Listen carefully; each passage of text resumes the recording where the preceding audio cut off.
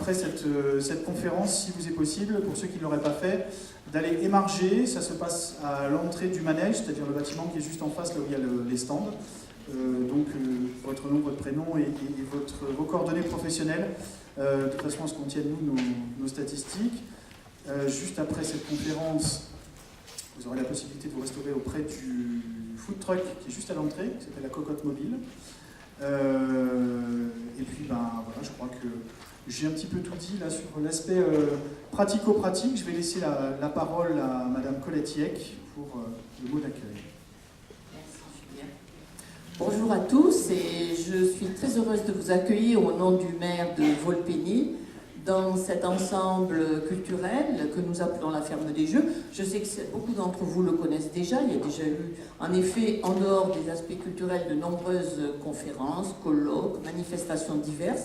Et la commune est toujours très heureuse de pouvoir mettre à disposition des différentes associations qui le souhaitent tout cet espace. Nous sommes d'autant plus aujourd'hui qu'au nom de Monsieur le maire, donc je peux vous dire tout le plaisir que nous avons à accueillir cette conférence qui a un thème extrêmement riche, un forum de solidarité sur la santé mentale et le vieillissement, dans la mesure où la commune a toujours été extrêmement sensible à cette dimension, par tous les partenariats qui ont été noués, et en particulier, je salue Madame la Présidente et donc Monsieur le Directeur du PAT, dont les compétences et l'activité sont connues de tous, ou presque tous ici, je le suppose, même au-delà de son rayon, puisque je dois signaler, parce que peut-être tout le monde ne l'a pas noté, que nous avons le plaisir d'accueillir aussi des élus d'autres communes qui ne sont pas inclus dans le périmètre du PAT tel qu'il est défini aujourd'hui. C'est un honneur, nous les accueillons avec beaucoup de plaisir et nous pensons que ces partenariats, aussi divers qu'ils puissent être avec les différentes associations ici représentées, c'est vraiment un forum magnifique parce qu'on y fait même des découvertes. Pourtant, je pensais avoir une certaine habitude, une certaine fréquentation des différents espaces. Donc, ça donne à penser qu'il y a toujours à découvrir, toujours à approfondir. Et donc, tous les liens que nous menons depuis déjà des années avec ceux que vous avez peut-être connus pour les plus anciens, appelés CLIC, maintenant PAT, sont des liens qui sont à la fois très solides et ouverts sur justement toutes les dimensions nouvelles. Le thème d'aujourd'hui est en effet un thème qui montre à l'évidence la difficulté qu'il y a pu y avoir à un moment pour faire un travail qui puisse être articulé aussi bien sur la question du vieillissement, qui a été longtemps le domaine de prédilection du travail du CLIC, et maintenant les responsabilités du PAT qui se sont élargies au domaine du handicap. Et ceci est particulièrement porteur de difficultés, parce qu'il faut maîtriser des points complètement différents, et c'est pour cela que c'est pour le PAT, vraiment, nous pouvons l'en remercier d'avoir pensé à accueillir Monsieur Michel Basse, qui va nous faire donc l'honneur et l'amitié d'animer cette discussion. Et j'espère que toutes les approches, tous les éléments qui pourront être débattus, quelles que soient les associations dans lesquelles les uns et les autres vous pouvez travailler, j'en ai repéré beaucoup, et je les salue particulièrement d'être venus jusqu'à Volpénil. Celle qu'on connaît le mieux, bien évidemment, je ne vais pas les passer tout en revue, on a des fréquentations plus particulières sur le plan de la géographie, ce qui est normal, aussi bien avec les responsables qui sont très nombreux de la MDS, que je salue particulièrement, et la SADRM, avec lesquels nous avons un partenariat aussi fidèle qu'ancien. Donc, c'est pour moi un plaisir de vous saluer tous, de vous avoir souhaité la bienvenue tout à l'heure. Alors évidemment, j'ai peut-être été un peu désagréable en disant à quelques-uns de ne pas consommer soit une petite boisson, soit un petit biscuit en entrant. La salle est très, très, très utilisée, et elle est utilisée en fin d'après-midi, juste après nous, pour une séance de cinéma. On n'aurait pas le temps de procéder à un nettoyage. Donc, je vous remercie d'avoir compris ce petit message et j'espère ne pas avoir été trop désagréable. Donc, je vous laisse maintenant vous exprimer et je vais vous passer le micro tout de suite. Merci encore d'être venu.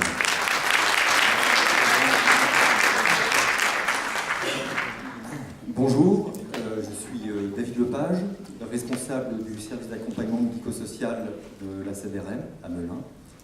Je vous remercie d'être présent aujourd'hui et je vous demanderai de vous assurer que vos portables sont bien éteints afin d'éviter de perturber la conférence. Je vais faire la présentation de cette conférence en introduisant par quelques paroles, alors je ne vais pas les chanter, mais par quelques paroles de Jacques Brel, qui a écrit en son temps « Mourir, cela n'est rien, la belle affaire, mourir, la belle affaire, mais vieillir, ô vieillir ».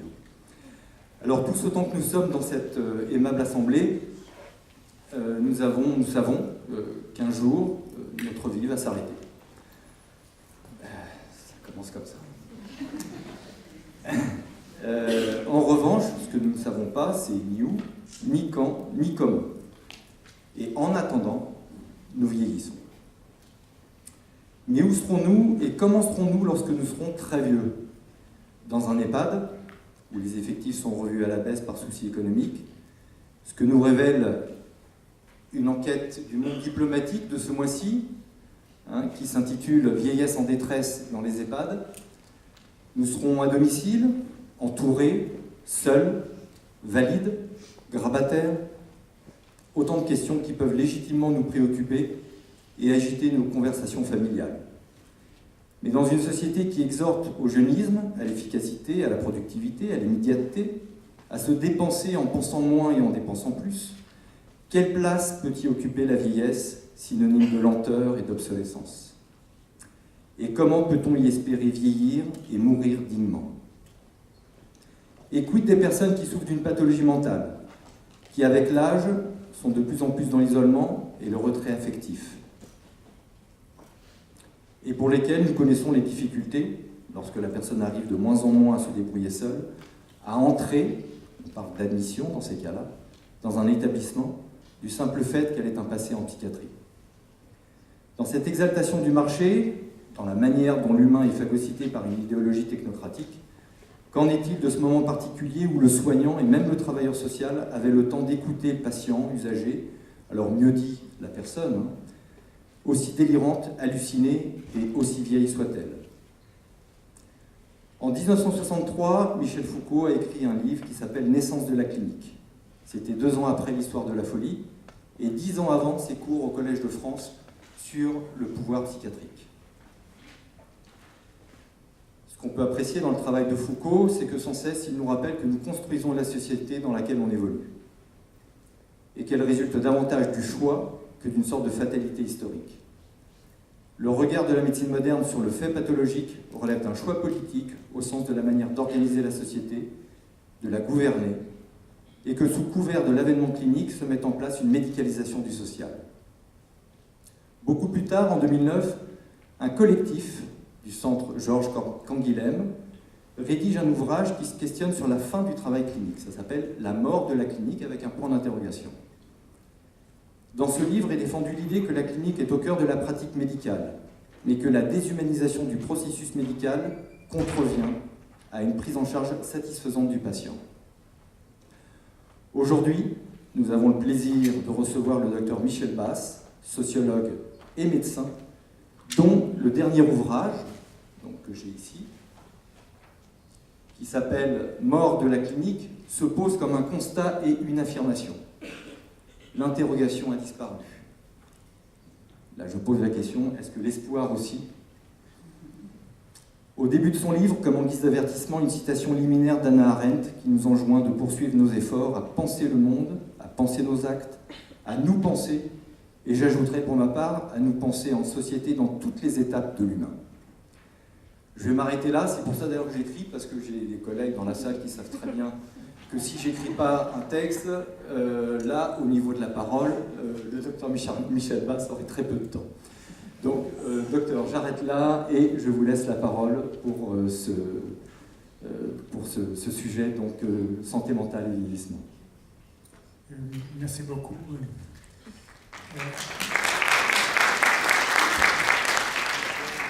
Une présentation qui me fait chaud au cœur parce que Michel Foucault, je l'ai connu quand j'étais jeune, dans un organisme militant qui s'appelait le groupe Information Asile. C'était un machin contre les hôpitaux psychiatriques et qui était juxtaposé avec un autre groupe qui s'appelait le groupe des handicapés méchants. Et c'était des trucs extraordinaires à l'époque. Bon, voilà, c'était juste pour vous remercier. Je me présente deux secondes. Je suis médecin et sociologue. Alors, c'est pas très habituel, il y en a quelques-uns en France, mais je suis actuellement médecin dans une institution de psychogériatrie, c'est-à-dire une institution qui accueille des malades mentaux et des handicapés mentaux vieillissants. Quand je dis je suis médecin clinicien, c'est-à-dire je suis le médecin traitant des résidents. Cette institution, elle est dans l'Isère, à Saint-Marcelin. C'est une grosse institution qui accueille 400 personnes. 200 adultes handicapés dans un foyer de vie et 2 foyers d'accueil médicalisés. Et 200 personnes vieillissantes dans 1, 2, 3, 4, 5, 6 services différents. 2 services qui s'occupent de personnes très diminuées physiquement et qui nécessitent des soins importants. Un service qui s'occupe de personnes démentes, déambulantes comme on dit.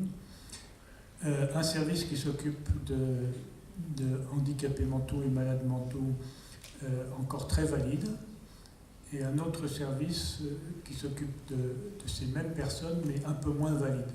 Donc, moi, je m'occupe de 3 services.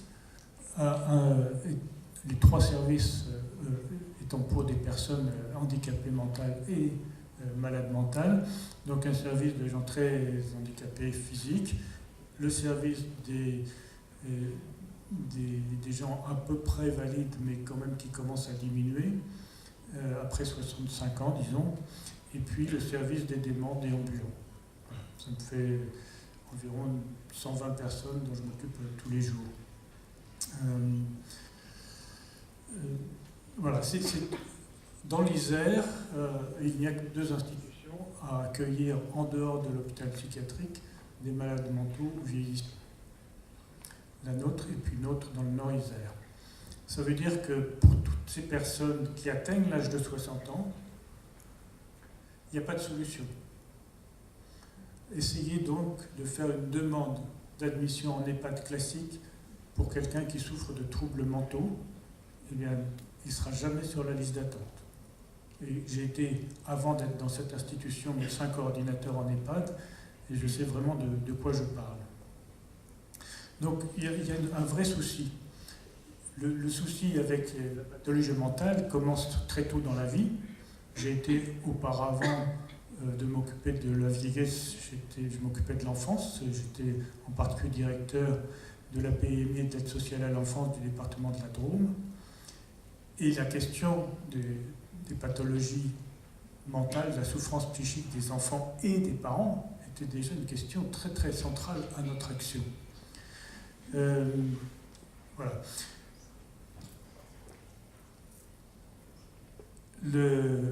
L'endroit où je travaille, c'est un endroit où on n'est pas tous d'accord, et en tout cas, tout le monde n'est pas d'accord avec ce que je vais vous raconter.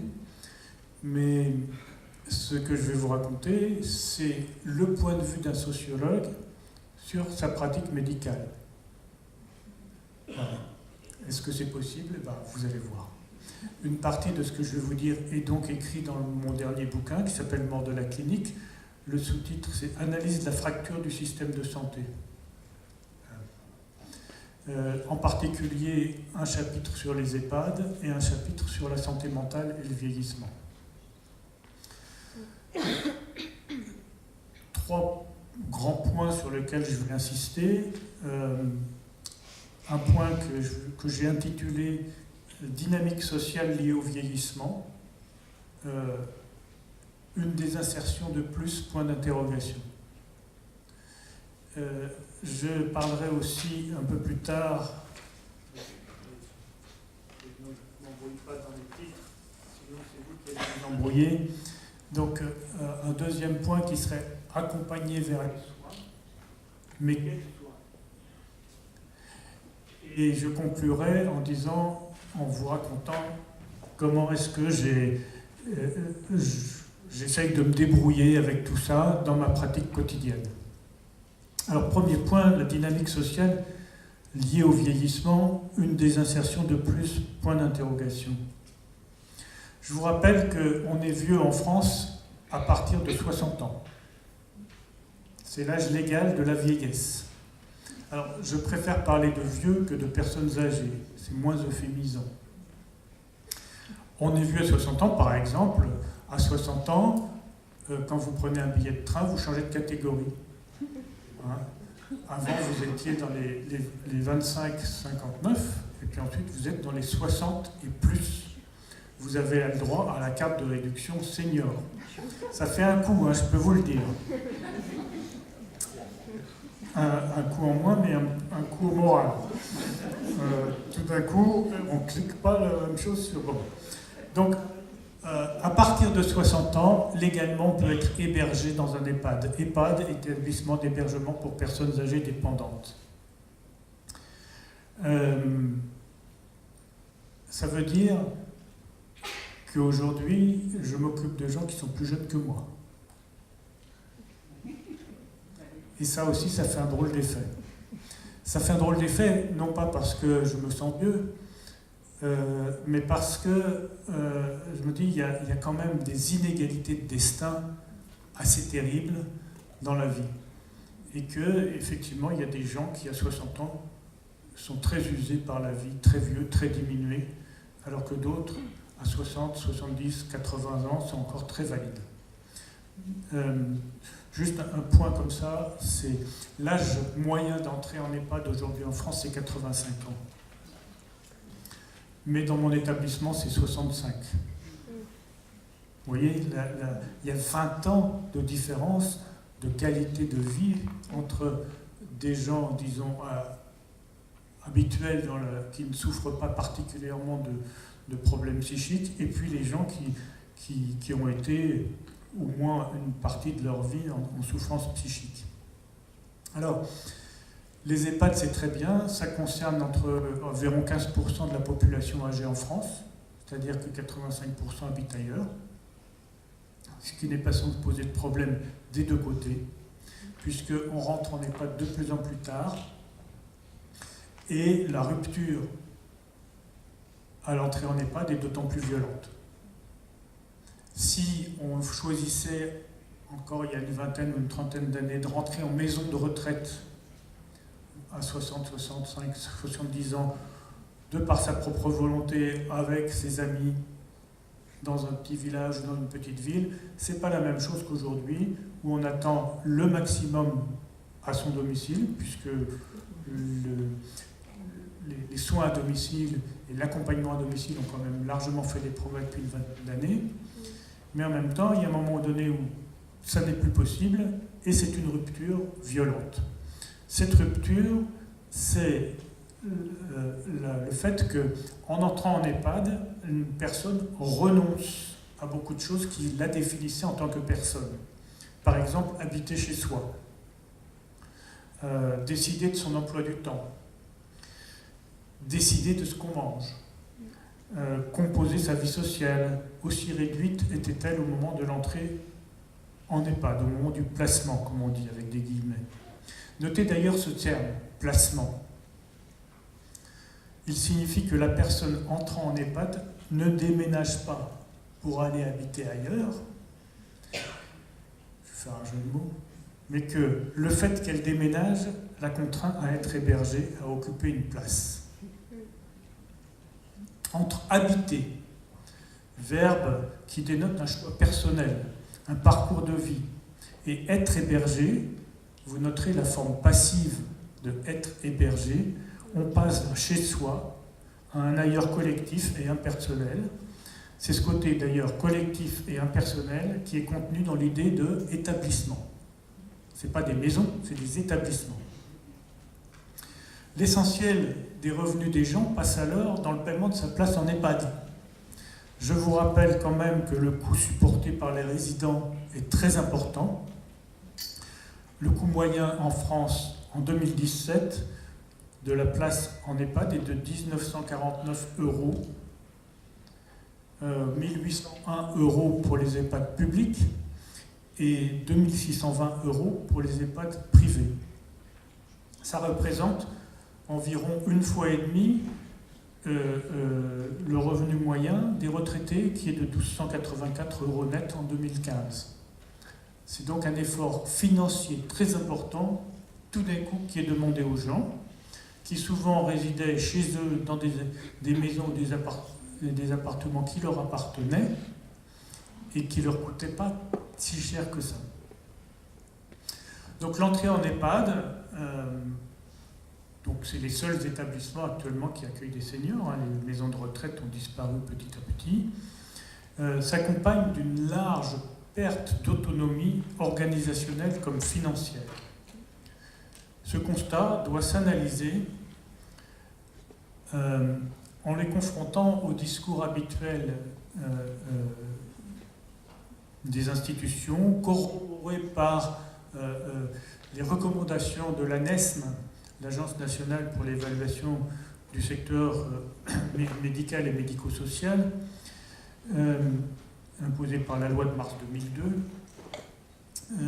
on y prône un accompagnement au maintien de l'autonomie dans lequel le résident, et non pas l'habitant ou la personne, sera invité à faire sa toilette seul, à manger seul, à se déplacer seul, à se lever de son lit tout seul, et à se comporter de manière civile, manger avec les autres au réfectoire, et ainsi de suite, pour correspondre au modèle de la grille Agir, définissant le niveau de dépendance. Vous savez, si vous êtes GIR 6, vous êtes autonome dans la grille, et si vous êtes GIR 1, vous êtes grabataire. L'institutionnalisation des vieux relève pour moi de ce que j'appelle la novlangue orwellienne de Orwell, George Orwell, et le livre 1984. La novlangue étant la langue parlée par le pouvoir. Tandis qu'on fabrique une structure dans laquelle le simple fait de l'intégrer détruit toute réelle autonomie à la personne hébergée, au sens de Cordelius Castoriadis,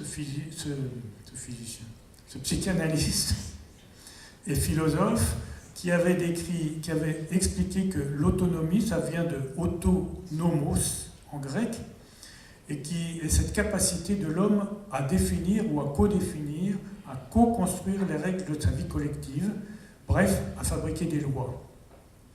Donc on proclame sans cesse le maintien de l'autonomie comme but, alors qu'en même temps, en rentrant en EHPAD, on perd toute autonomie. Vous voyez, il y a un décalage entre la pensée et les actes. Quoi de plus éclairant, si je peux dire, de cette novlangue du pouvoir qui dit une chose et qui fait le contraire, que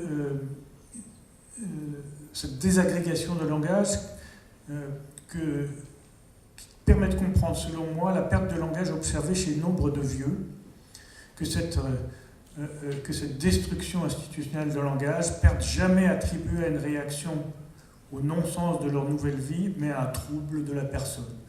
Donc, je constate, avec le vieillissement, avec l'apparition de démence, que les gens perdent le langage, mais ils perdent d'autant plus le langage qu'ils sont dans des institutions qui elles-mêmes ont un langage orwellien. Donc je me suis demandé si l'un n'était pas la cause de l'autre. Bon, c'est à discuter.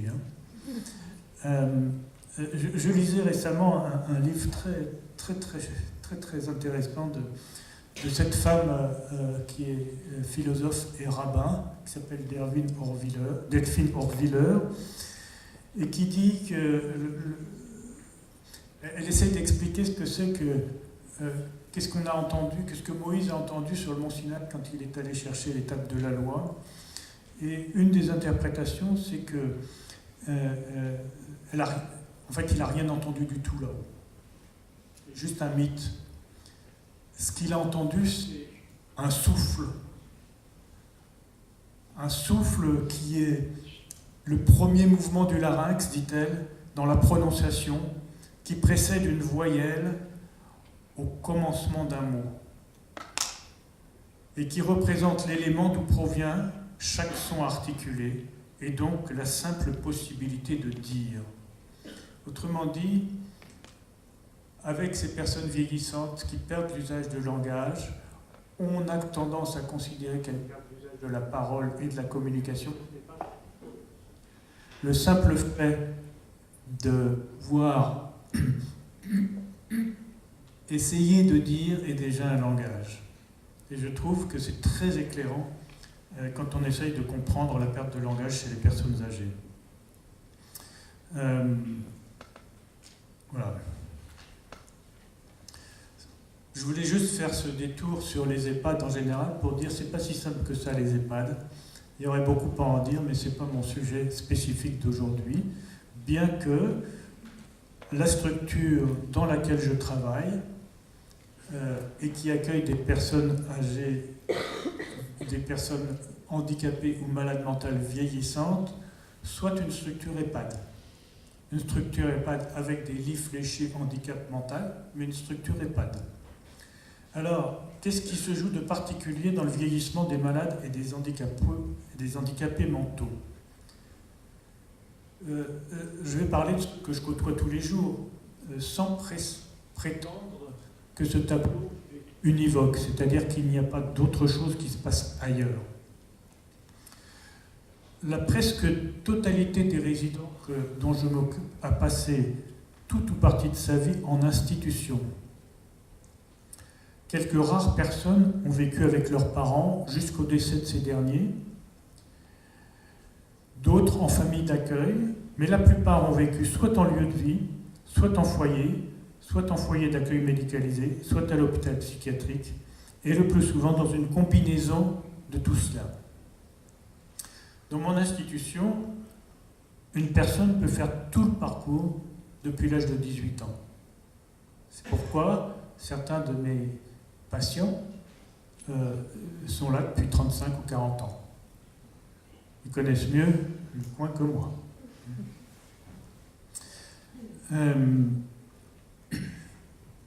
Leur parcours suit ensuite un chemin balisé par la détérioration de leur gire. Plus le gire baisse, et plus ils vont être placés dans un des services où la dimension dite éducative va céder la place à la dimension soin, un service où le soin va remplir leur vie. La désaffiliation, la désinsertion brutale constatée dans les EHPAD classiques ne se présente pas de la même façon pour eux. Elle était déjà bien entamée dans leur parcours de vie. La rupture tout aussi brutale à leur arrivée dans les services de prise en charge se situe à deux autres niveaux. Le premier niveau, c'est la diminution des moyens attribués à leur vie.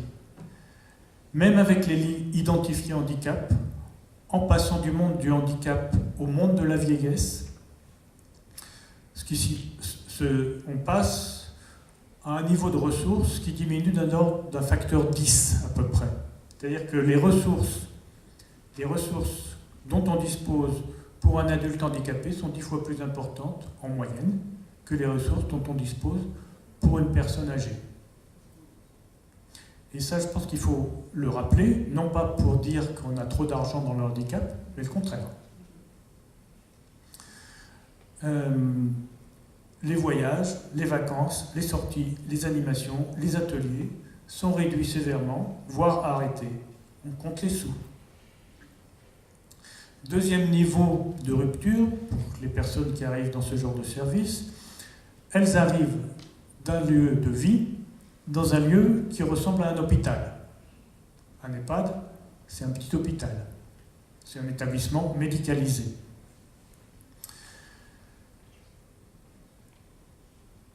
Ça ne ressemble pas tant à l'hôpital psychiatrique, où une certaine dimension éducative peut parfois subsister, que de l'hôpital général, dans lequel le rythme de vie des patients est organisé autour des soins.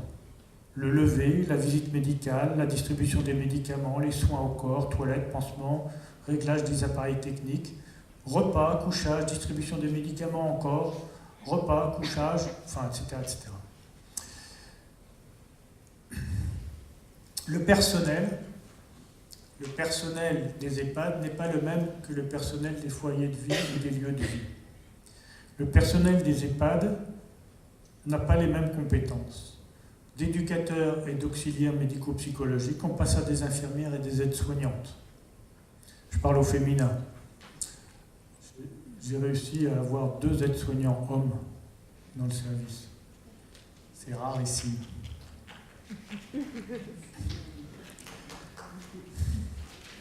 Donc on change de personnel. Le rapport à la personne, les tâches à effectuer, les valeurs professionnelles, les finalités du travail changent. Avant, l'essentiel était dans l'organisation de la vie et des activités, des loisirs, des relations, le soin étant secondaire au sens de son importance relative qualitativement et au sens des priorités, c'est-à-dire qu'il venait en second des réflexions, des discours et des préoccupations. J'entends d'ailleurs les médecins qui travaillent dans les services à vocation éducative. Les éducateurs, ils sont dans le blabla tout. Ils ne comprennent pas les besoins des résidents. Je l'entends tous les jours, ce truc-là. Et en particulier, ces éducateurs-là, ils ne comprendraient pas les priorités nouvelles, les évolutions des personnes qu'ils accompagnent liées à leur vieillissement. Réciproquement, le milieu éducatif entretient une relation ambiguë avec le milieu du soin, en s'en protégeant, d'une part, et en protégeant les résidents. De telle sorte que les demandes fréquentes, habituelles de soins, de médicaments, qu'on constate chez les personnes handicapées mentales, soient filtrées, que cela ne vienne pas interférer sur l'essentiel, c'est-à-dire les activités. Mais aussi, en étant eux-mêmes très en demande d'intervention médicale, au moindre problème, aussi bénin soit-il, conduisant à une situation paradoxale. Une méfiance vis-à-vis des médecins et des infirmières, qui sont relégués dans leurs locaux, et en même temps une surconsommation de soins, une demande, une pression à la surconsommation de soins, seuls à même de maintenir l'état de santé des résidents. Cette incompréhension réciproque fabrique la surconsommation de médicaments, dont je parlerai un peu plus tard, de soins médicaux, produite dans une sorte d'alliance, d'attirance-répulsion, empêchant une construction commune d'un discours et d'une pratique raisonnable de soins. Arrivant dans les services de soins, les EHPAD, les résidents, les personnes souffrant de troubles mentaux sont confrontés à la philosophie du soin dans laquelle l'hygiène, la propreté, la toilette, l'échange, l'alimentation, je parle d'alimentation et non plus de repas, on ne mange pas, on se nourrit et on prévient la dénutrition. Ce sont les buts premiers.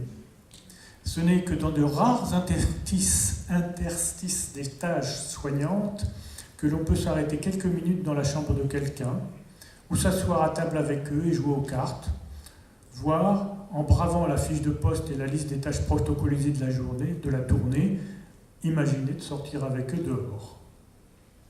De plus, le travail d'une aide-soignante, ce qu'elle a appris, constitue ses valeurs professionnelles. Ces valeurs professionnelles, c'est le soin au corps. Une sorte de relation d'intimité physique entre le résident et la soignante, une sorte de contrôle des corps, dirait Michel Foucault. Pour les résidents, les temps entre les soins ou les repas sont des temps morts, dans la mesure où la soignante doit s'occuper successivement et individuellement de chaque résident, en laissant les autres tout seuls. Le résident passe donc le plus clair de son temps à attendre, à s'ennuyer, et ceci d'autant plus que sa vie durant, il a été habitué, heureusement habitué à être pris en charge, à recevoir des propositions d'activité dans une organisation faite pour eux. Rupture donc d'un autre ordre. Ce n'est pas tant de l'autonomie qu'ils perdent que de l'autonomie qu'ils gagnent dans le temps libre qu'ils ont maintenant à disposition, mais temps mort, sans proposition. Liberté et autonomie toutes relatives, puisque leurs capacités physiques sont souvent diminuées et leurs possibilités de s'auto-organiser très réduites. Inutile de dire à quel point le passage d'une organisation à l'autre, en passant d'un service à l'autre, ainsi que la nouvelle organisation à laquelle ils se trouvent confrontés, déclenche des décompensations psychiques, réclamant, dans un cercle vicieux, encore plus de soins médicaux. La philosophie du soin en milieu psychogériatrique est bien particulière. En plus de l'hygiène, elle a une prétention de régulation des comportements. Prétention rendue nécessaire par les troubles du comportement que les résidents développent dans leur nouveau cadre de vie. Le milieu éducatif a aussi cette prétention. La différence entre le milieu soignant et le milieu éducatif se trouve dans une culture professionnelle très différente.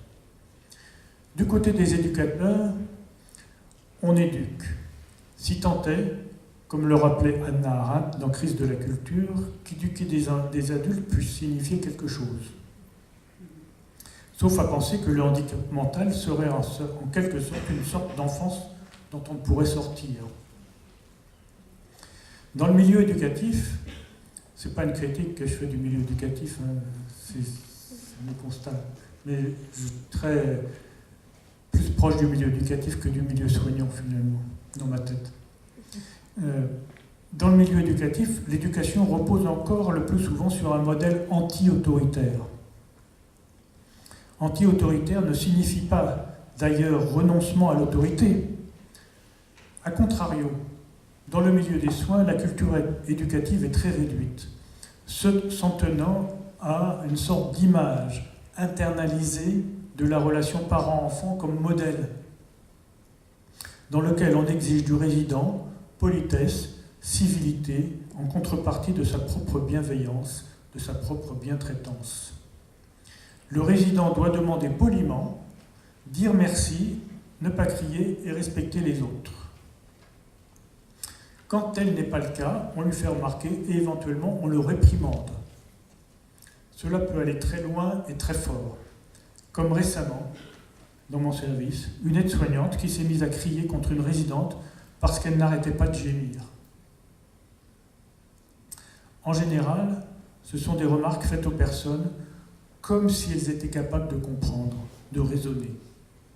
Dans les EHPAD habituels, ce genre de remarques fait conflit avec les résidents qui sont capables d'y répondre, bien que, n'oublions pas, la question de la personne vulnérable y soit aussi très présente. En psychogériatrie, ces remarques passent le plus souvent inaperçues, les résidents étant habitués à ce genre de dépendance relationnelle avec les normaux, entre guillemets. Cette dimension autoritaire est encore plus développée en milieu psychiatrique, où la tendance éducative spontanée est théorisée, organisée et correspond à la notion médicale de rééducation. Il s'agit d'amener les résidents ou les patients à se comporter comme il faut par le biais de techniques comportementalistes. Menaces, récompenses, chantage et punition.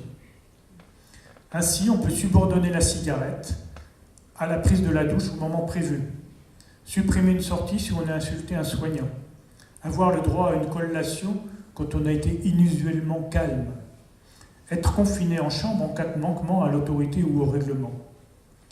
Cette philosophie autoritaire cadre avec le fonctionnement médical, habitué à ordonner, à prescrire et à être obéi.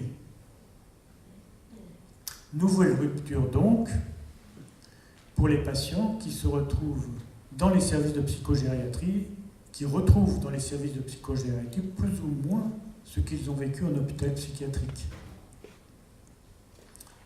Que l'on soit malade mental ou simplement en perte de moyens physiques sans maladie particulière, la dynamique sociale liée au vieillissement constitue une série de ruptures et de traumatismes, amplifiant le traumatisme du vieillissement lui-même, imposant l'acceptation du renoncement. Ces ruptures ou ces traumatismes ne sont pas exactement de même nature selon la pathologie. Dans un certain nombre de cas, par exemple l'institutionnalisation d'un SDF, la perte d'autonomie au nom de la santé et du bien-être peut être très radicale. Voilà, c'était un premier parcours autour de la question de l'entrée en EHPAD pour des gens, les ruptures et la désinsertion sociale que ça fabrique. Deuxième point, accompagner vers les soins, mais quels soins? C'est encore beaucoup plus critique, parce que c'est moi qui prescris.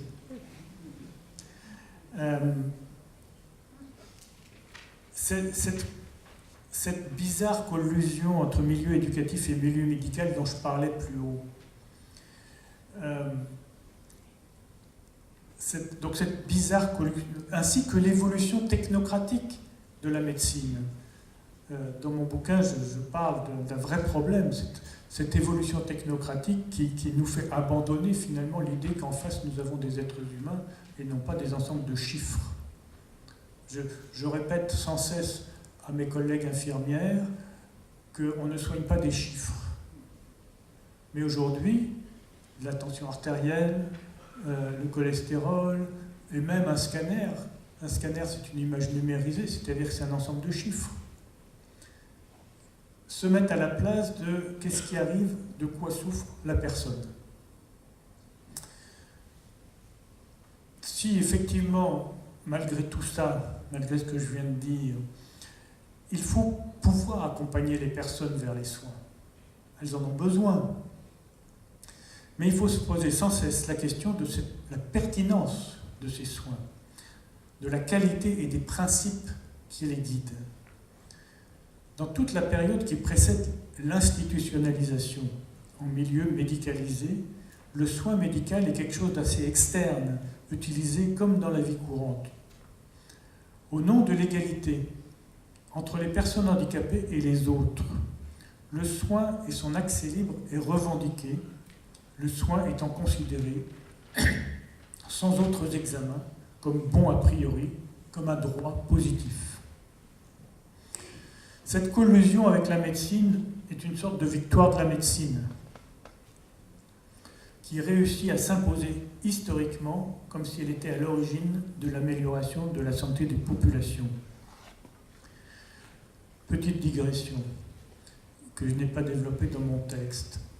On estime aujourd'hui, dans les milieux autorisés, c'est-à-dire les chercheurs en épidémiologie, que le système de santé et les progrès médicaux, les progrès de la technique médicale, ont contribué pour 10 à 20% à l'amélioration de la santé de la population.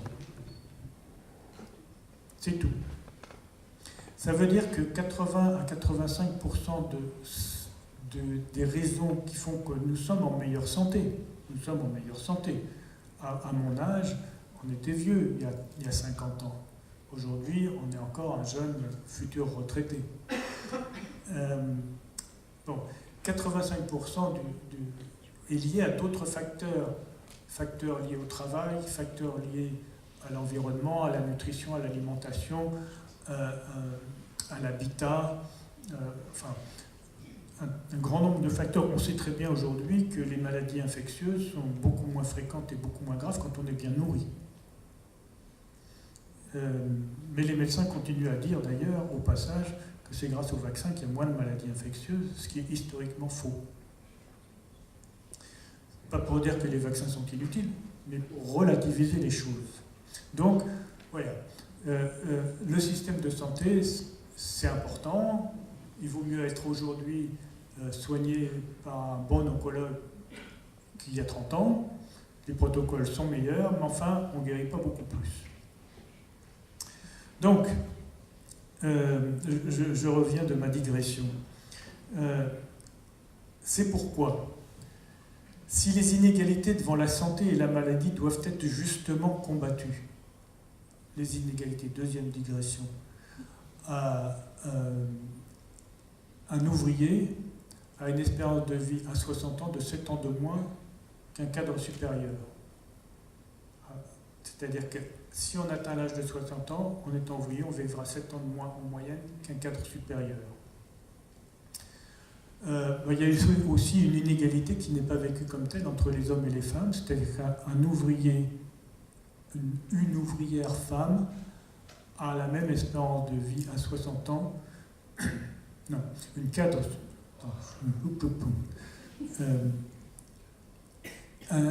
Une ouvrière femme. Non, j'arrête.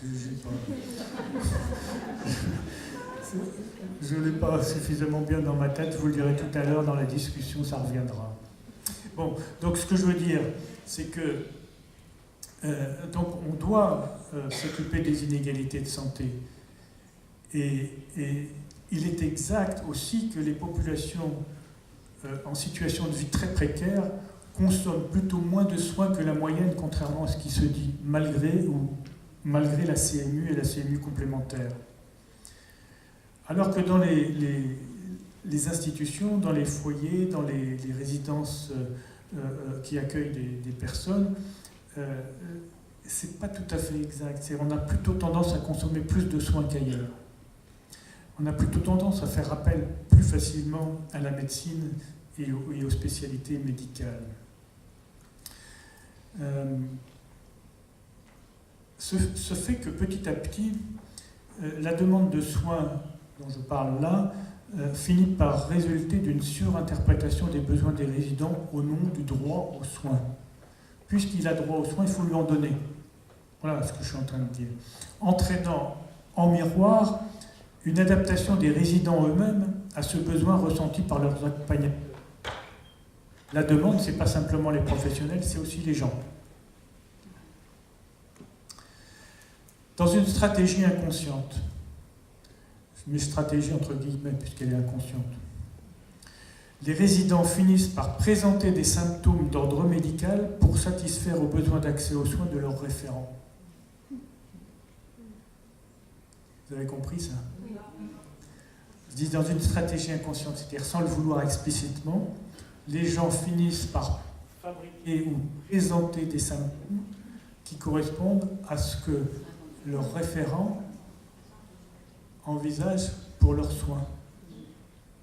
C'est assez bizarre ça. C'est-à-dire qu'il faut toujours se poser la question quand il y a des symptômes, de quelle nature est le symptôme. Réciproquement, il peut y avoir des symptômes qui existent par eux-mêmes, de facto, mais se transforment en demande de soins de la part des résidents eux-mêmes. Ces demandes sont souvent considérées comme un dû. On me doit, on lui doit, au nom de l'égalité de droit de tirage sur la sécurité sociale et au nom de mon handicap, au nom du fait que, partant défavorisé, j'ai ou il a le droit à plus de soins en compensation du handicap. L'accès aux soins est ainsi vécu comme une prestation de compensation morale du handicap. Pourquoi pas? Mais les choses ne sont pas si simples, puisque je vous disais que le système de santé n'est pas si efficace que ça. Une partie de son inefficacité provient de ce qu'on appelle la iatrogénie. Vous connaissez ce mot? La iatrogénie est un mot qui a été inventé par Ivan Illich, un philosophe et jésuite d'origine autrichienne et qui vivait au Mexique, et qui a écrit un livre dans les années 60 qui s'appelle La Némésis médicale. Némésis, c'est la déesse grecque de la honte. Qu'est-ce qu'il disait, Ivan Illich? Il disait que non seulement la médecine n'est pas très efficace, mais elle produit beaucoup de dégâts. Et il appelait ces dégâts collatéraux, comme on dit, la iatrogénie. C'est un peu comme les frappes chirurgicales, si vous voulez, des forces armées quand ils bombardent un village, etc. Il y a des dégâts collatéraux, oui, mais c'est pour le bien. Donc, cette iatrogénie occulte les autres approches nécessaires et complémentaires au maintien en bonne santé ou à sa récupération. Parfois, pour aller mieux, il faut consommer moins de soins. J'en appelle d'ailleurs dans mon dernier livre à l'idée d'une décroissance médicale pour la promotion du bien-être. En service médicalisé, la proximité permanente entre le soin, les soignants et les soignés conduit à une systématisation des réponses médicales à chaque événement individuel ou collectif, sans plus de problématisation. Ainsi, on apporte des réponses à des phénomènes qui sont purement symptomatiques.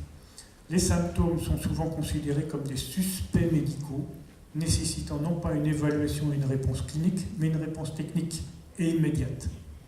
À mal de ventre, échographie abdominale et médicaments. À agitation, médicaments psychotropes. À maux de tête, scanner cérébral, et ainsi de suite. Mais aussi, la réponse au malaise existentiel ou aux décompensations psychiques liées au mode et aux conditions de vie relève aussi le plus souvent d'une réponse médicale ou psychiatrique, plus que d'une interrogation sur les modes de vie et les raisons pour lesquelles ces modes de vie existent dans les établissements. Faut-il soigner des symptômes dont on sait explicitement qu'ils sont liés, par exemple, à une trop grande promiscuité des résidents, à une obligation permanente de partager sa vie avec des personnes qu'on n'a pas choisies? Le médecin doit-il soigner des symptômes qui ne sont que le reflet des dysfonctionnements institutionnels ou des choix managériaux?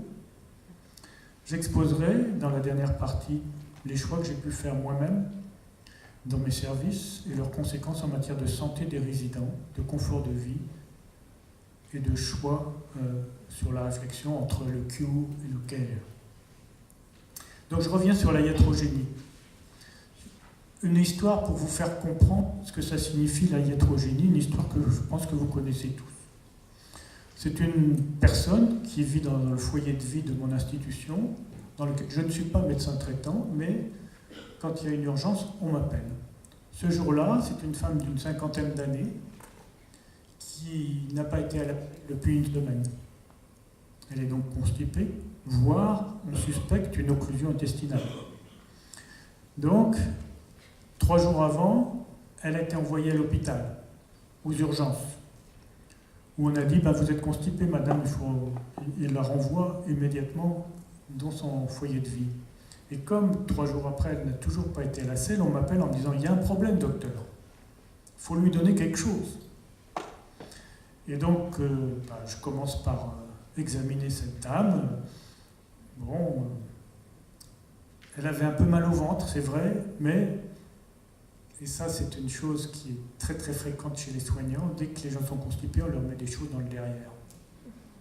On leur fait des lavements, des microlax, des normacols, etc. Je me pose beaucoup de questions sur cette proportion des soignants à une certaine perversité. Ou en tout cas, je ne vais pas digresser plus longtemps que ça.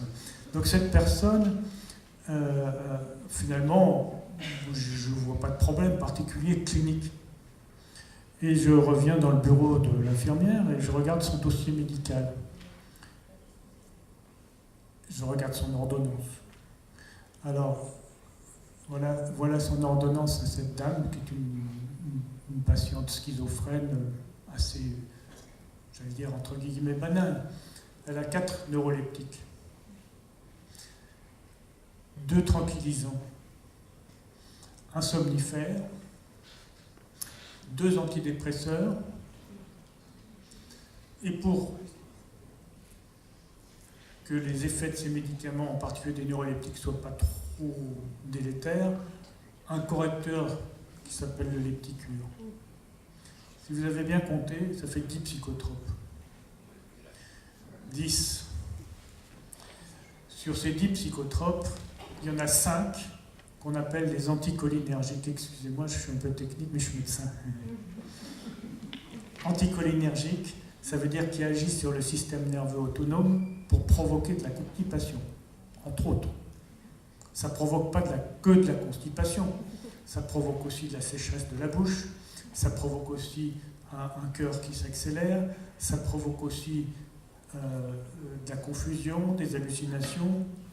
Ah, c'est bizarre, les médicaments contre les hallucinations provoquent des hallucinations. Bon, vous voyez, c'est pas si simple que ça, la médecine, quoi. Donc, ce que je voulais dire par là, c'est que, du coup, on la chargeait en laxatif. Ah. On la chargeait en laxatif. Donc, elle avait 5 laxatifs par jour. Et à un moment donné, j'ai dit à l'infirmière, écoutez, moi, je n'y peux rien. Il y a quelque chose qui déconne complètement, mais je ne peux pas intervenir, je ne suis pas le médecin de cette dame. J'ai mis un mot dans le dossier en disant, il y a un problème, il faut le résoudre. Le problème, ce n'est pas la constipation, c'est la prescription. Vous voyez ce que je veux dire? Alors, on est en plein dans l'idée de l'iatrogénie en disant ça. Or, nous, les médecins, on sait que chaque médicament peut provoquer des effets secondaires, parfois graves. Si on associe 2 médicaments entre eux, ce n'est pas une somme d'effets secondaires, c'est une multiplication qui s'opère. Et on sait aussi qu'à partir de 3 médicaments, eh ben, on ne sait plus rien. C'est-à-dire qu'on est incapable de dire quoi que ce soit à propos des effets secondaires des médicaments quand plus de 3 molécules sont associées. Ce qu'on sait en gériatrie, c'est qu'à partir de 5 ou 6 médicaments, et c'est très fréquent chez les vieux, la moitié des événements de santé, des plus simples aux plus graves, y compris la mort subite, sont liés aux médicaments. Autrement dit, quand un vieux ne va pas bien, mais un jeune aussi, mais c'est encore plus vrai chez les vieux, quand un vieux ne va pas bien, commencez par regarder ce qu'il prend comme médicament, supprimez-en 3 sur 4, ou 6 sur 7, et les gens commencent à aller mieux. Alors, ce qui m'embête, c'est que ces prescriptions, c'est presque la règle. Parce qu'en plus des psychotropes, il y a les médicaments pour la tension artérielle, il y a les médicaments pour le diabète, il y a les médicaments pour le cholestérol, toutes les maladies chroniques des vieux, encore que le cholestérol, ça ne soit pas une maladie, mais bon. Et tous ces médicaments psychotropes, antihypertenseurs, médicaments pour le diabète et les médicaments pour la douleur, parce que quand même ils ont un peu mal avec tout ça, ça fait baisser la tension. Et quand la tension baisse, qu'est-ce qui se passe? On se casse la figure. Enfin, bon. Vous voyez ce que ça veut dire l'iatrogénie? Et on est en plein dedans tout le temps, quand on fait de la gériatrie, et encore plus quand on fait de la psychogériatrie, parce qu'au moins en gériatrie, quand il ne s'agit pas de pathologie mentale, on a moins de psychotropes. Ça fait toujours ça de gagner. Je ne dis pas que les psychotropes sont inutiles. Ça fait du bien à certaines personnes, à condition de bien surveiller la dose, la durée, etc. Mais pas toujours. Alors, pourquoi est-ce qu'il faudrait diminuer les prescriptions? C'est une histoire assez compliquée. Si vous êtes intéressé, j'ai publié un article en janvier de cette année dans une revue médicale, pour le coup, qui s'appelle Médecine et thérapeutique, et qui s'appelle La déprescription des médicaments, une utopie concrète. Donc vous voyez, dans mes services, à l'agitation, à la violence, au délire, on répond par l'association de médicaments, sans que les prescripteurs eux-mêmes comprennent bien la dynamique de telles prescriptions, et surtout sans être capables d'en réévaluer la pertinence, et donc de les remettre en cause. En général, devant l'inefficacité d'un traitement, on lui adjoint un deuxième médicament. Vous voyez, ça ne marche pas, on en met un deuxième, mais on ne supprime pas le premier qui ne marche pas. Souvent de la même classe, un deuxième neuroleptique, un troisième, un deuxième antidépresseur, etc. D'où les 4 neuroleptiques de la personne dont je vous parlais là. Et voilà, chacun de ces médicaments produisant chacun des effets secondaires, etc., etc., etc. Récemment, j'ai été obligé, alors, parce que ces médicaments, ils ont des dangers qu'on peut surveiller. Il y a un neuroleptique qui s'appelle la clozapine, dont le principal risque, c'est de tuer les globules rouges et les globules blancs, de faire ce qu'on appelle des anémies ou des agranulocytoses, etc., etc. Et quand on prescrit ce médicament, qui n'a absolument aucun effet supérieur à n'importe quel autre neuroleptique, on est obligé de faire une prise de sang tous les mois pour vérifier que les gens ont encore quelques globules dans le sang. Donc récemment, une dame qui a été là depuis des années et des années sous clozapine, ça ne lui faisait pas du tout de bien parce qu'elle était angoissée toute la journée, du matin au soir, elle criait, elle avait peur, en plus elle devient aveugle, donc c'est terrible pour elle. Et elle a fait un problème sanguin. Donc j'ai arrêté du jour au lendemain la clozapine, mais j'ai vu renaître la dame. Tout d'un coup, elle s'est mise à sourire, à parler normalement, à être moins angoissée. Et ça fait maintenant 2 mois que ça tient. Je vais la faire opérer des yeux, du coup. Puisque l'ophtalmo ne voulait pas l'opérer parce qu'elle était trop angoissée.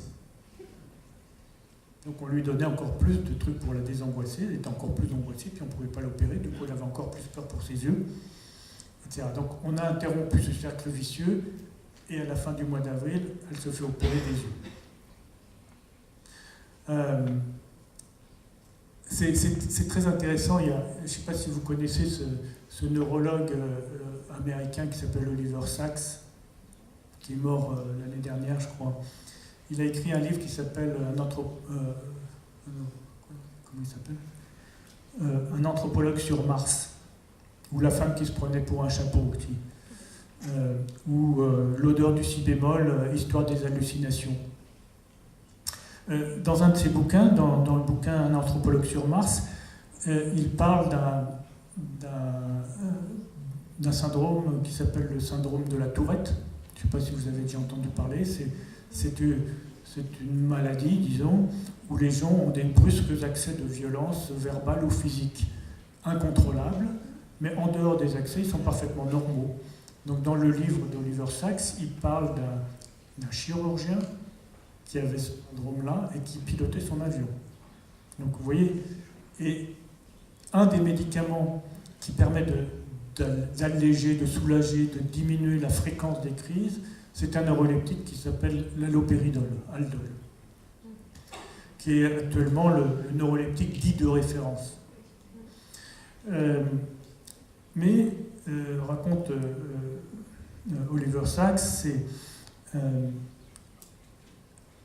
la personne, ce chirurgien qui prenait l'Haldol pour éviter ses crises, il se sentait déréalisé, il sentait qu'il n'arrivait plus à penser, il sentait qu'il n'arrivait plus à être en relation normale avec sa famille. Or, il ne faisait pas de crise quand il était en salle d'op, il ne faisait pas de crise quand il conduisait son avion. Donc il a demandé au neurologue d'interrompre son traitement, quitte à faire un peu plus de crise, et à ce moment-là, il s'est senti revivre. Vous voyez, toutes ces histoires-là autour des médicaments, enfin je pourrais vous en raconter des milliers, existent. Mais alors, moi quand je suis arrivé dans ce service de psychogériatrie, toutes les ordonnances étaient comme ça. Et on me demandait, parce que les prescriptions dans ce milieu hospitalier sont sur ordinateur, on me demandait de valider ces prescriptions. J'ai eu l'impression d'un grand bond en arrière, si je peux dire, d'un retour au grand enfermement dont parle Michel Foucault, cette période du XIXe siècle pendant laquelle les fous, les handicapés, les délinquants devaient être enfermés pour protéger la société de leur dangerosité supposée. Les comportements dans cette institution étaient considérés comme des défauts à corriger et leur dimension psychologique et sociale ignorée. Les prescriptions, donc, équivalentes à celles dont je parle, étaient monnaie courante. Le psychiatre, j'en viens au psychiatre, parce qu'il y a un psychiatre aussi dans mon service, qui vient une demi-journée par semaine. Le psychiatre qui intervenait dans le service une fois par semaine arrivait dans l'office infirmier, s'installait devant l'ordinateur, demandait des nouvelles des patients et ajustait ses traitements. Ces nouvelles étaient simplement le descriptif tracé, je reviendrai sur l'idée de la trace, le descriptif tracé des troubles, entre guillemets, du comportement des résidents. Agitation, cris, coups, refus de soins, refus de prendre ses médicaments, fugue, alcoolisation, agressivité, incohérence, délire, hallucination. Tels étaient les rapports des infirmières et des aides-soignantes aux psychiatres. La description des symptômes par les soignants était censée être rigoureuse. C'est des soignants, ils ont été formés pour ça. Traduisant une réalité entre guillemets, comme si cette réalité représentait le réel. Là, je fais du Lacan. Le réel, ça n'existe pas. Hein. C'est-à-dire, quelle est la réalité de notre assemblée ici aujourd'hui? Moi, je vous vois, mais vous me voyez, on n'a pas la même réalité les uns et les autres. En plus, moi, je sais de quoi je vous parle, mais pas vous. Donc, je reviens. Le vécu et la compréhension que les personnes pouvaient avoir de leur comportement n'étaient pas pris en compte. Il n'y avait aucun recul ni problématisation de la part du psychiatre, dont les comptes rendus étaient tout sauf cliniques. Loin d'améliorer les choses, alors quand je dis tout sauf clinique, c'était il a refusé les soins, j'augmente un peu le Serestat. C'était pas aller voir la personne, savoir ce qui se passe pour elle, ce qui aurait été une démarche clinique. Loin d'améliorer les choses, les résidents étaient en permanence agités, agressifs, ne se supportant pas entre eux, ce qui, dans un cercle vicieux, conduisait le psychiatre à augmenter les doses et introduire de nouveaux médicaments. Les soignants, encouragés par la validation de leurs observations par le psychiatre, régulaient parallèlement les comportements par une série de mesures de rétorsion. Menaces, privation de plaisir, contention, assignation à rester dans la chambre, usant ainsi d'un pouvoir qu'ils n'ont nulle part ailleurs dans leur profession. L'organisation du service était, à ma prise de fonction, dédiée à cette méthodologie. J'ai mis entre guillemets méthodologie. Les chambres n'étaient pas des lieux privatifs, d'autant que, pour la plupart, elles étaient partagées à 2 ou 3 résidents. Les portes restaient ouvertes pour mieux vérifier ce que le résident faisait à l'intérieur. Alors là, j'ai mis une petite note en disant « Oui, mais si on les questionne, les soignants, ils disent « Non, on ne laisse pas la porte ouverte pour les contrôler. On laisse la porte ouverte parce que les patients le demandent. » La demande des patients de laisser la porte ouverte. Il y a une espèce de soumission à l'autorité dans cette histoire-là. Un comportement normal, toujours entre guillemets normal, du résident, consistait à passer sa journée dans les lieux collectifs, c'est-à-dire le réfectoire, et dans des lieux d'animation, où l'acceptation des activités proposées est un critère de bon comportement. De la même façon que dans l'aide sociale à l'enfance, les bons parents sont ceux qui comprennent et acceptent la prise en charge de leurs enfants par les services sociaux. Les lieux collectifs posaient en eux-mêmes problème. Seul le réfectoire est une pièce vraiment individualisée. Pour des raisons d'organisation des repas et de la journée et de l'hygiène, cette pièce devait être fermée plus de la moitié du temps. Les résidents passaient donc le reste de la journée assis sur des chaises dans le hall d'entrée. Vous voyez souvent ça dans les EHPAD, des gens assis devant la porte d'entrée. Ils aiment ça d'ailleurs parce que c'est la seule fenêtre qu'ils ont sur une vie à l'extérieur. Ça créait les conditions d'une montée de l'agitation. Par ailleurs, dans la mesure où les personnels sont strictement des soignants attelés à leurs tâches individualisées auprès des résidents, ils laissaient les résidents seuls et désœuvrés la plupart du temps. Les temps libres des soignants, ou les temps morts entre 2 résidents, étaient plutôt consacrés à discuter entre eux, à aller fumer dehors, ou grand classique, en appelant les gens par leur prénom, en les tutoyant et en discutant par-dessus leur tête, par exemple pendant le temps des repas. Cette, entre guillemets, méthodologie ne suffisait pas toujours et les patients étaient parfois envoyés à l'hôpital psychiatrique, bien entendu. Un certain nombre d'entre eux, les plus perturbateurs, toujours entre guillemets, bénéficiaient d'hospitalisation séquentielle à raison d'une semaine à l'hôpital toutes les 5 à 6 semaines. Un de ces résidents, qui est mort depuis, redoutait particulièrement ces hospitalisations où, du fait de son mauvais comportement et de ses mauvaises attitudes et de son mauvais langage, il était contentionné des jours entiers dans la chambre d'isolement. L'hôpital psychiatrique de Grenoble, pour ne pas le nommer. On en a parlé récemment. Vous savez, cette histoire d'un fou qu'ils avaient laissé sortir et qui a assassiné quelqu'un dans la rue.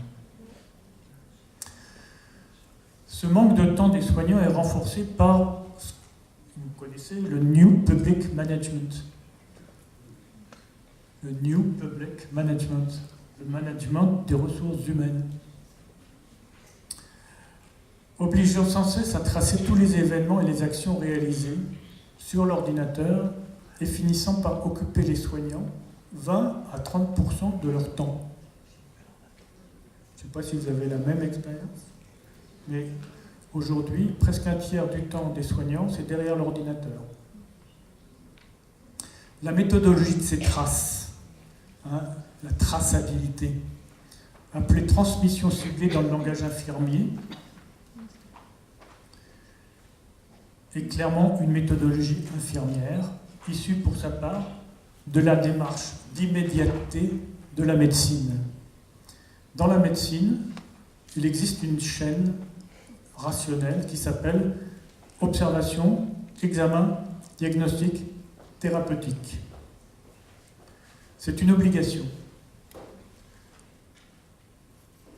Les futurs matins passent des années et des années à s'entraîner à rédiger des dossiers médicaux conformes. Les infirmières, pour leur part, ont voulu copier ce schéma pour faire reconnaître leur rôle propre, en inventant la notion de transmission ciblée, dans laquelle la chaîne interprétative s'appelle données, action, résultat, et fonctionne dans une immédiateté encore plus grande que celle des médecins. On y confond l'agir et le faire. L'agir, c'est y réfléchir à ce qu'on fait. Faire, c'est faire avant d'avoir tourné cette fois la langue dans sa bouche. On y confond les données ou les événements avec un problème avec une problématique. Ça, je pense que s'il y a des étudiants ici dans la salle, on les bassine bien avec l'idée de problématique, et bien c'est pas pour rien. Dans l'obligation de résoudre les problèmes sans attendre, comme si l'urgence imposait l'immédiateté, et comme si cette urgence qui impose l'immédiateté était si fréquente, et particulièrement en gériatrie. Cette psychiatrie d'antan est encore très répandue, voire elle a tendance à se réinstaller. Inefficace, attentatoire à la dignité des personnes hébergées, il fallait donc, pour moi, essayer de transformer ce fonctionnement, car la complexité de cette problématique me faisait réfléchir à qu'est-ce que je pourrais bien mettre en place. Alors, complexité de la problématique psychiatrique elle-même. Plusieurs constats qui m'ont amené à intervenir. Premier constat, tous les patients sont traités par des médicaments. J'ai peine à comprendre la rationalité de la plupart de ces prescriptions. Mais il faudrait trouver un moyen de réguler ces prescriptions. Deuxième constat, le psychiatre du service est considéré comme le seul à même de comprendre et de traiter les désordres de la maladie mentale. En miroir, tout trouble de type comportemental est d'abord considéré par l'équipe soignante comme relevant de la maladie, justifiant le recours au psychiatre et appelant à une réévaluation de la prescription médicamenteuse. Troisième constat, la maladie est le résultat, alors ça c'est un truc très important pour moi, le résultat d'une longue construction de type accumulative de laquelle rien n'est effacé ou réévalué. Un trouble contemporain ne peut relever que de la maladie décrite parfois depuis des décennies. Et ces troubles viennent corroborer, s'ajouter à l'accumulation des preuves. D'une certaine façon, le diagnostic est une sorte de prison interprétative des gens. Tout comportement est rapporté au diagnostic et donc à la nécessité d'une intervention le plus souvent médicale. Quatrième constat, la parole du patient, et en particulier l'analyse que lui-même fait de sa situation, est déniée. Sa maladie l'empêchant, soi-disant, de penser rationnellement. C'est fou, hein, mais bon, c'est comme ça qu'on pense. En fonction de la maladie que les soignants attribuent au patient, le patient va orienter ses comportements et sa manière d'en parler. Cinquième constat, la thérapeutique sert de quasi-diagnostic. C'est parce que certains médicaments sont prescrits que les troubles observés sont rattachés à tel type de pathologie et justifient une augmentation de la dose. On aperçoit là les conséquences délétères de l'abandon de la clinique psychiatrique et de l'approche psychanalytique engendrée par la mondialisation du DSM. Le DSM, c'est l'espèce de manuel de statistiques psychiatriques des Américains.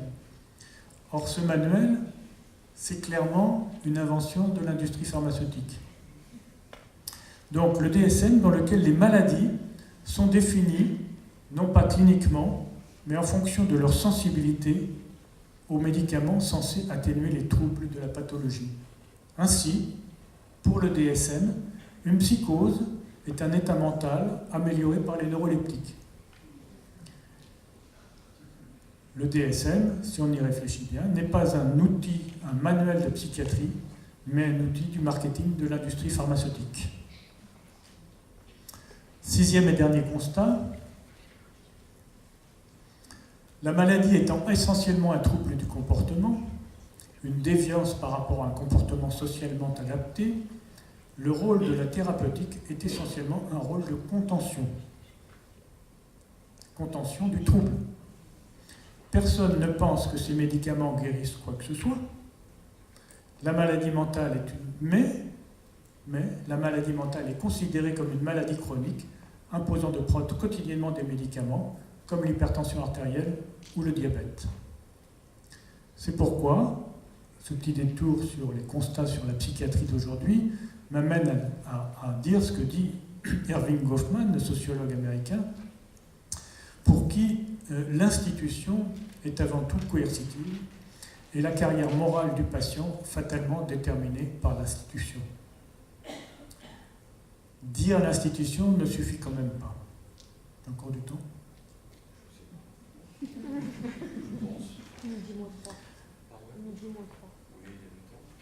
Les clivages existent aussi entre neurologie et psychiatrie, entre médecins et infirmières, et entre milieu éducatif et milieu médical. Ça, j'en ai déjà parlé, je ne reviendrai pas dessus. Premier clivage, le clivage entre gériatrie et neurologie, ou plus exactement entre démence et psychose. Quelqu'un qui souffre de pathologie psychotique vieillit et peut développer une démence. Mais même plus généralement, une personne qui vieillit, qui développe une démence, passe des années avant que quelqu'un dise un jour « Ah, mais c'est peut-être pas une dépression, c'est une démence ». La quasi-totalité des gens qui commencent des démences sont soignés pour une dépression par des antidépresseurs.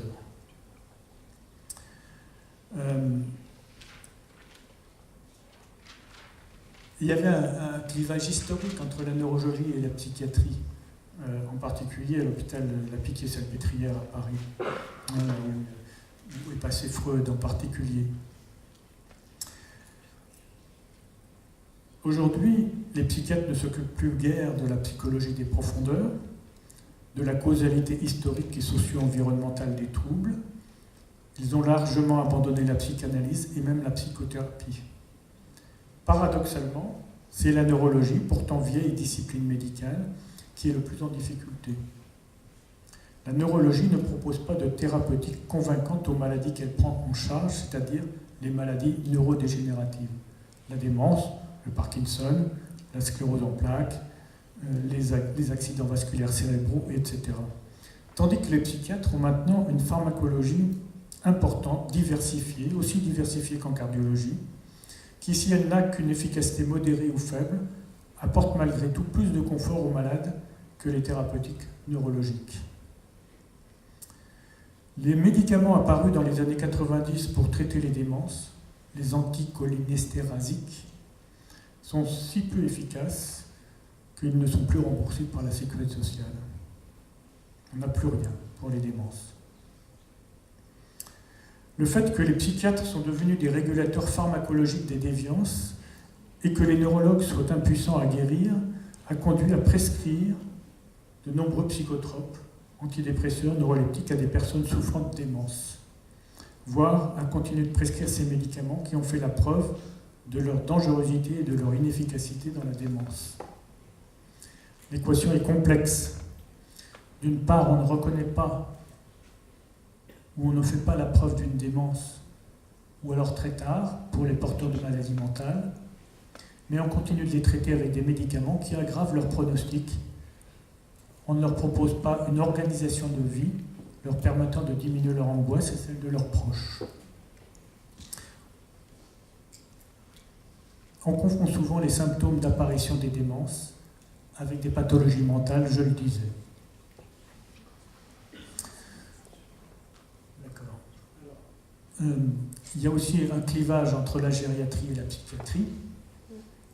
Bien entendu, je ne vais peut-être pas le développer, je n'ai pas le temps, mais ce que je voulais dire, c'est que la gériatrie, quand elle est née il y a une trentaine d'années, elle est née en se disant, voilà, on va faire de la médecine douce pour les vieux.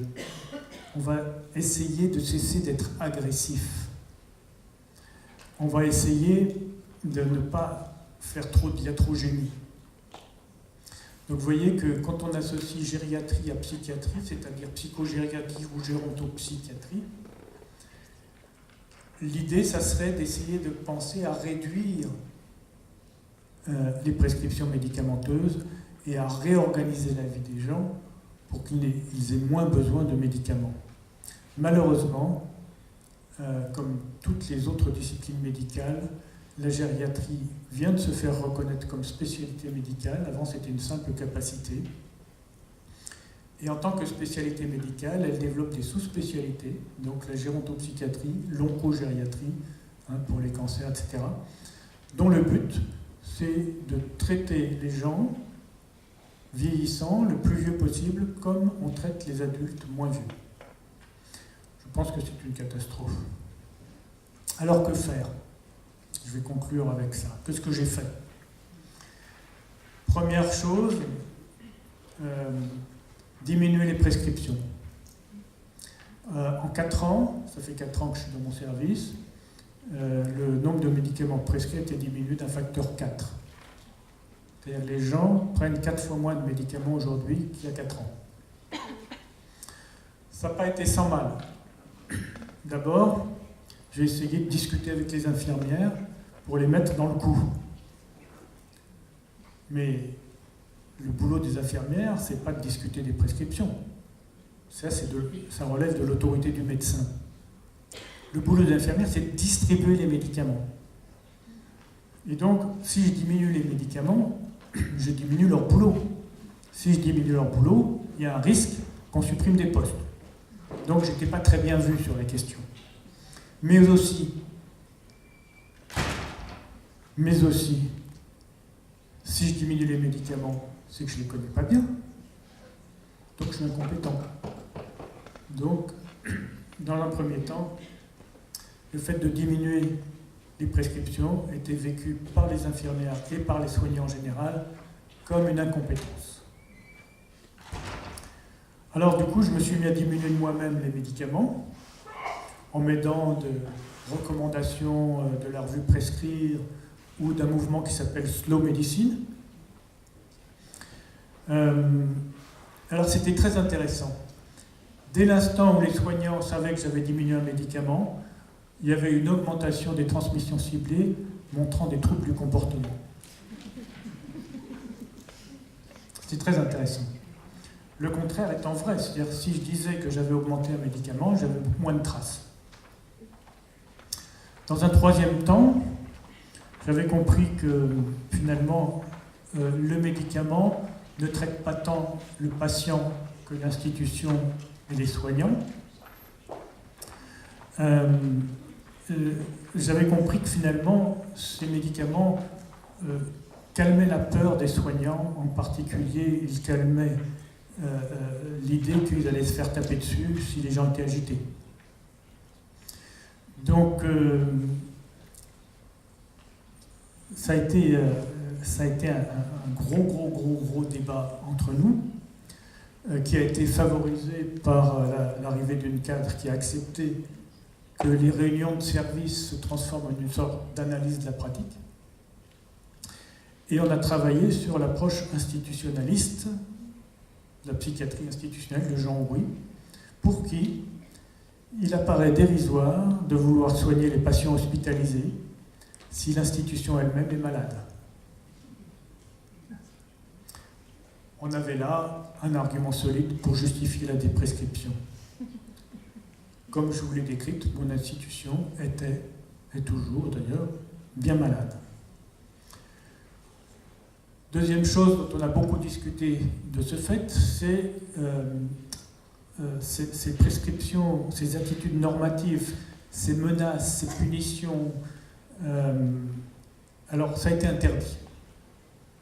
C'est-à-dire qu'on a convenu ensemble que c'était une faute professionnelle que de subordonner un soin à un bon comportement. Que c'était une faute professionnelle que de priver quelqu'un d'un plaisir parce qu'il s'était mal comporté. Ça n'a pas été sans mal, parce que ça exige que les gens soient d'accord, ça exige qu'on les travaille ensemble, c'est-à-dire qu'on ait fait une élaboration collective, et ça exige aussi que les équipes soient relativement stables. Avec le New Public Management, les équipes ne sont plus stables.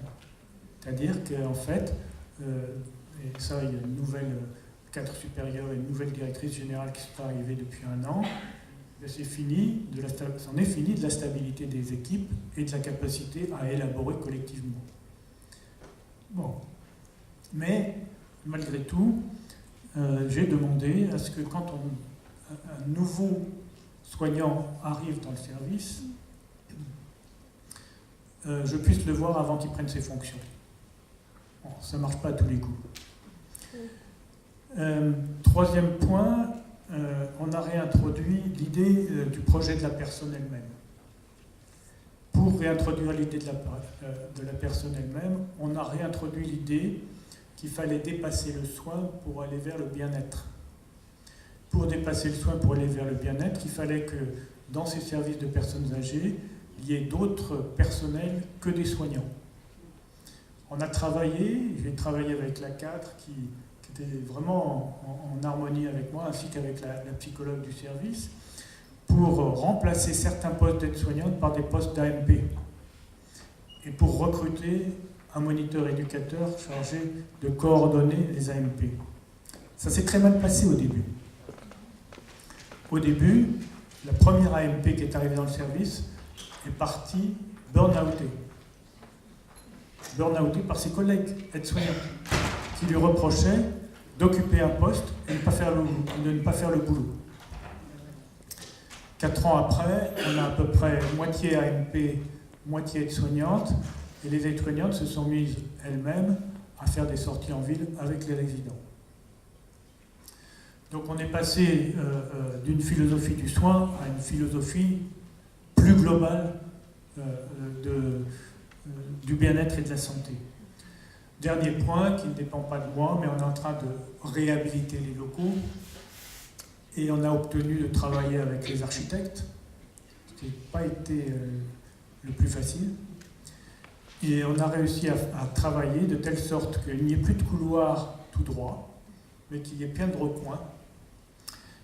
Évidemment des chambres seules, plusieurs petits salons d'occupation libre, 24-24. Je dis bien 24-24 parce que les vieux, quand ils vieillissent, souvent ils sont réveillés la nuit. Et puis, des couloirs éclairés par la lumière naturelle. Parce qu'il y a un des problèmes du vieillissement, c'est qu'ils sont continuellement confinés dans des espaces comme ici, c'est-à-dire avec lumière artificielle, et ils perdent finalement le rythme veille-sommeil. Du coup, on leur donne des somnifères. Voilà, donc on a fait tout ça. Quel résultat concret en 4 ans? Donc, je vous l'ai dit, diminution de la consommation de médicaments par 4, service très calme, diminution de l'agitation, de l'angoisse, de la violence, diminution de l'iatrogénie, se traduisant par une mortalité exceptionnellement faible et se traduisant par une diminution des hospitalisations en milieu général et en milieu psychiatrique, et une suppression totale des hospitalisations séquentielles.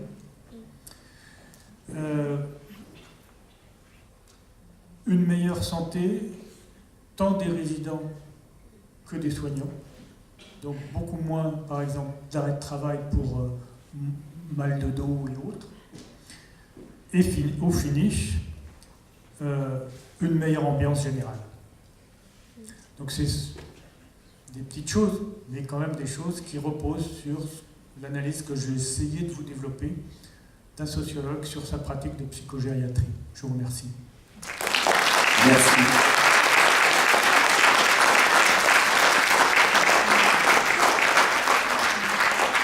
Je propose, puisque depuis tout à l'heure on voit défiler quelques personnes vers la sortie, avant que nous ne nous retrouvions que tous les deux, peut-être de passer le micro dans la salle pour quelques minutes de questions.